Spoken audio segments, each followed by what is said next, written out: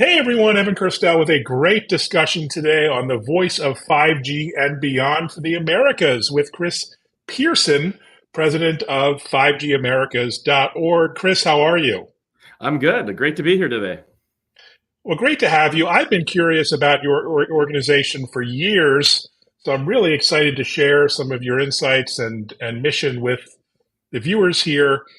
Before we jump into that, maybe introduce yourself as the president of 5G Americas and your background and your history in the industry, if you would. Sure. Chris Pearson, president of 5G Americas, previously president of 4G Americas and 3G Americas. It's been a constant move to the next generation of technology. I've been in cellular industry for, back when I had hair, I guess I would say.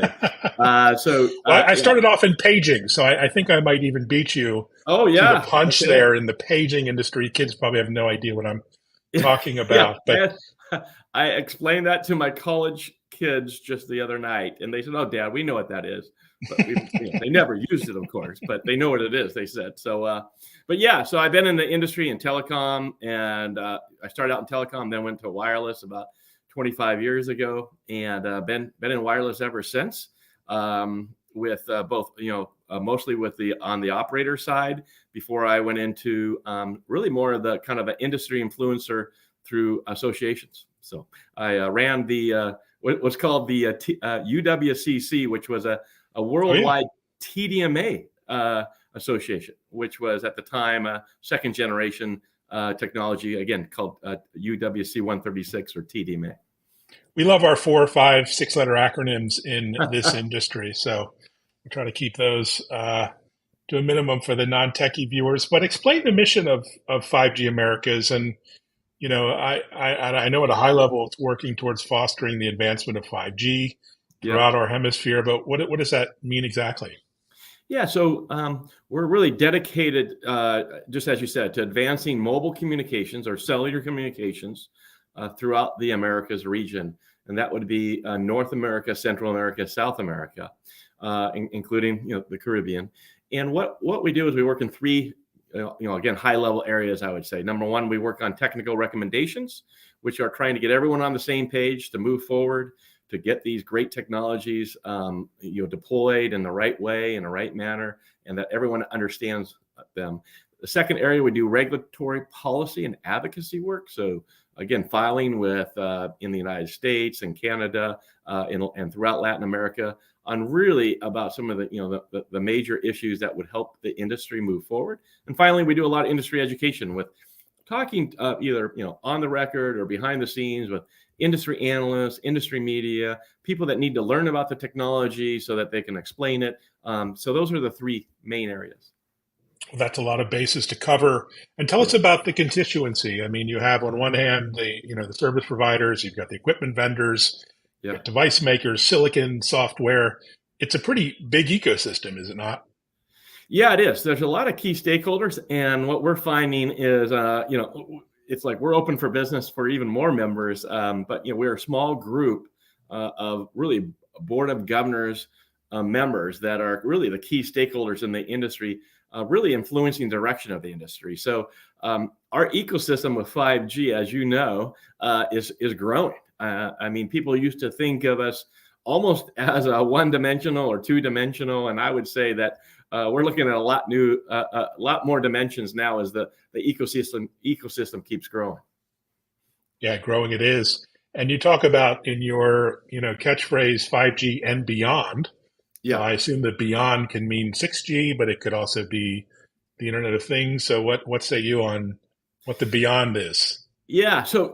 When we start thinking about where we are with the technology, yeah, at some point, or actually even today, we are moving beyond what would be kind of like, the first flavor of 5G. And so, Mhm. that kind of, catchphrase takes into consideration that we continue to evolve our technology. We're evolving to something that's called 5G Advanced, which is brings in more technical features and capabilities. As we move from 5G Advanced, then at some point we're not ready to say 6G Americas or anything like that, but we will move to 6G at some point. There's already been some research from the academic side. There's research from many operators and vendors. There's a lot of organizations starting to look at that, and we've done the same. So when we say 5G and beyond, it's kind of encompassing that we don't stand still as an organization or an industry, that we continue to look for ways to move forward. And so that kind of represents 5G and advanced, and even as we move towards 6G, if I dare say that term. That's fantastic. Yeah, I'm super excited for our digital future. And you talk a lot about standards bodies. You interface to other bodies, for example. Is that how you work, whether it's CGPP or other kinds of standards making bodies? Yeah, exactly. So we're a market representation partner at 3GPP. 3GPP, we're a big believer on as the place for mobile communications standards to come together. And so we have been involved with them as an MRP for over 20 years. And we'll continue that partnership. We think it's great. All of our members are big contributors to the 3GPP process. Also, we're a member at ITU because ITU has a lot of different areas that really affect all the key stakeholders, such as spectrum planning and things like that.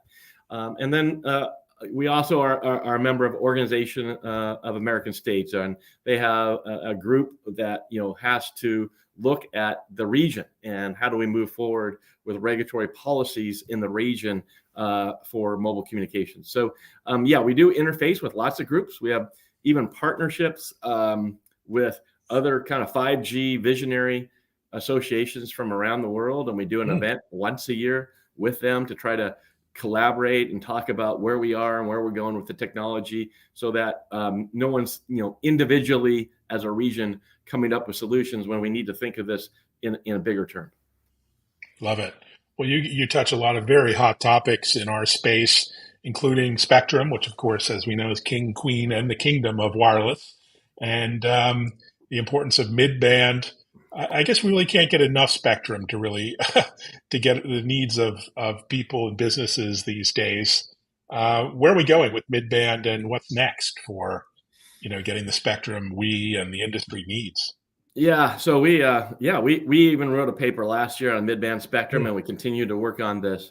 Right now, we don't have what would be considered a U.S. national pipeline strategy at the moment.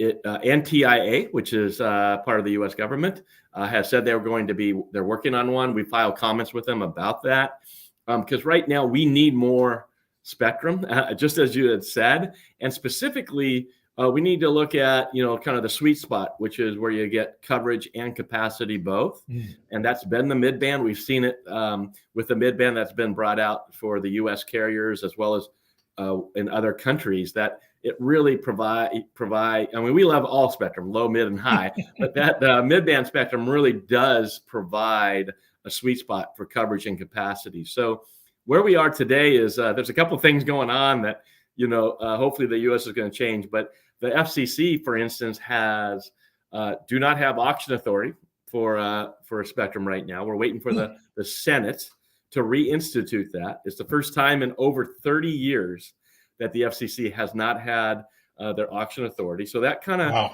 handcuffs them a little bit or a lot. And then at the same time, luckily, we do have NTIA that is working on a national plan, and that's what we need. We need to really identify what spectrum should be studied, what spectrum are possibilities, try to work with the federal government and other incumbents to figure out how we move forward with that. And then after we identify, work out the issues, then get to the point of allocating and auctioning it. So, but we're definitely in a spot where we really need to get going and get more spectrum to the industry.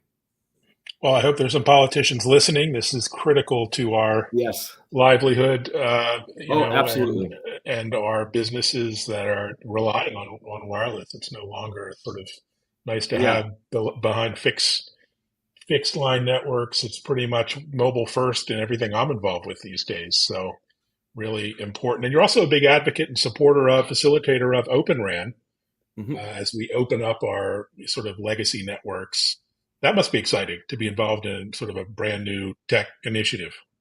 Yeah, we've written several white papers on OpenRAN, really just trying to state the facts. What are the pros and cons? What are the positives? What are some of the challenges when it comes to things like a brownfield deployment versus the greenfield deployment?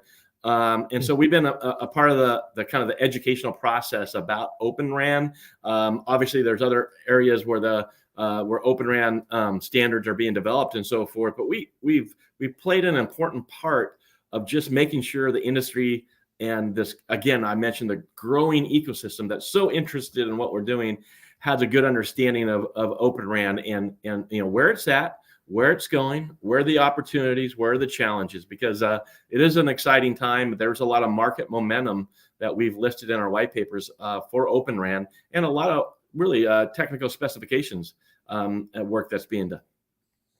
Yeah, a lot of work being done, a lot of big supporters behind it. Do you think this is the year that private 5G in the enterprise really gets some traction? I just talked to so many institutions who could leverage 5G in ways on their campus, in their hospital, in their warehouse. I mean, that's another door opening opportunity for the industry. Yeah, I think this is a year where, as you said, gains traction. I think Mhm. we all have to, put on the hat of solution providers and Mm. move away from the idea that we're going to move, be transactional in our sales of mobile communications, where you might go into a retail shop and you buy a phone, or you sell to a major account, 10,000 smartphones and a service. What we're looking at with private enterprise, and the reason I do think it will get traction, but it still will take some time, is that these are solution sales. These are Mm. consultative sales. These are, how do we make you do your business function better? How do we get your port to work better? How do we make your manufacturing unit to work better? So I think the great news is that I think we're wearing the right hat now to be those solution providers. There's a lot of partnerships that are going on in the industry that we're starting to see headlines on. All that's just builds that momentum so that we can start to get traction on the enterprise, I believe. Yeah, super excited. So you Yeah. had a big event at the big 5G event recently. I saw you participated, had quite a few contributions. Yeah. And 5G and edge and cloud are now very much being integrated, intermingled. That sounds exciting as well for a large enterprise.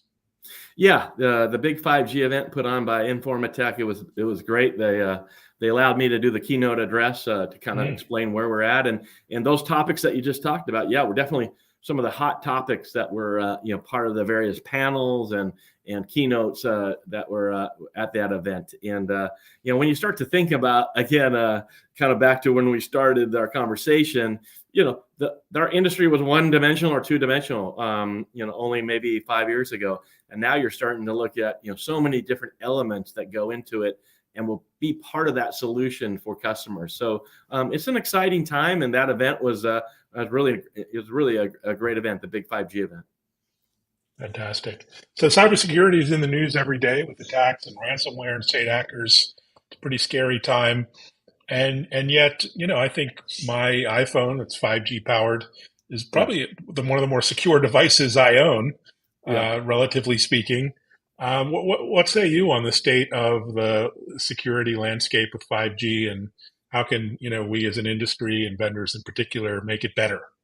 Yeah. So, the key is that, and we've written papers probably for the last 4 years on this security and what's going on with 5G, and the key for us is try to develop our standards to continually improve security and make it better. I mean, we are, as you mentioned, one of the most secure technologies out there when it comes to Mhm. wireless side. And so what we're doing is making sure, or I should say 3GPP is making sure that the standard is continually improving. And 3GPP is a consensus approach of lots of companies bringing in some of the best, technical contributions to continue to improve security. The other thing that our technology is allowing is we understand that even though you have a standard, you also have, companies that are coming up with proprietary solutions on top of that. So in our papers, we describe some of that idea of, yes, 3GPP standards is making 5G more secure than 4G, which is more secure than 3G, more secure than 2G, and so forth. But at the same time, there are proprietary solutions that are coming to play that also provide another layer. But I'm like you. When I have my device, I think this is actually almost more secure than any of my connections to the internet. Yeah, just don't click anything Yeah, suspicious. That's yeah, rule number one on any device. Well, yeah. that's super exciting. So give us a peek behind Especially the curtain. How are you guys organized, gals? And how do what does the organization look like from the inside out? From the inside out, you mean 5G Americas? We have a lean and mean staff, and we basically really partner with all our Mm, 5G Americas Board of Governors to leverage a lot of okay. their expertise. And even when we start to look at what are the most important things to work on or write about or policies, we basically work with them hand in hand. So, from the inside out, an example is when the FCC are looking at a particular regulatory spectrum issue, we will go out Mhm. to a group within 5G Americas and say, this seems like a very important issue. We should be looking at this from a technical and a regulatory spectrum side. This is what we're looking at doing. And so we get some input from them and so forth. So that would be kind of a typical inside out look of something that we do. The same goes with our technical side. What are the Mm. most important topics? You mentioned security. We should be writing a security white paper to explain some of these improvements. And so that it is an inside out approach in working hand in hand with our Board of Governors members. Fascinating. So you do a lot of events. You're involved in a lot of events on the outbound side. What are you looking forward to over the next months, weeks? Yeah. Uh, Yeah, so it's the summer's coming up in the United States. So and from I think from a legacy standpoint, it seems like not as many events yeah. happened. But typically this morning I did an RCR event on spectrum harmonization in their global private networks event, and I'll be working with Fierce Wireless as well on moderating one of their panels on an upcoming summer event that they're having. So, typically just looking to partner with groups. We have a very good relationship, as I just mentioned, with Informa Tech, which puts on the big 5G event. So, really just looking at those types of partnerships and nothing, on the immediate horizon. Although I just, like I said, finished something this morning, which was great, just to talk about spectrum harmonization and the Mm, challenges throughout the world, great topic. how we all fit in. We had regulators and vendors from various places of the world. Fantastic. Well, so happy to have you here. I really enjoyed your content, your social handles, a tremendous amount of insight and info that go out to the world. And I hope we can keep in touch on new Yeah. initiatives, new developments. Happy to spread the word. Well, great. I appreciate it. Yeah, we have a lot of good content on our website at 5gamericas.org, where you can see what we're doing. A lot of the subjects that we talked about go in depth on in our white papers on our website. So thank you. Great. Anshul says hi. So, a few live viewers as well. Great community. I just love the spirit and the, curiosity of this ecosystem. So thanks for joining. Thanks for the viewers to watching. Check out 5gamericas.org. And I look to participate in some of their events. Really worth it for many reasons, including just the educational content that you guys put out. Thanks very much, Chris, for the update. Yeah, thanks for having me. I really appreciate it. Have a great day. All right. Bye, everyone.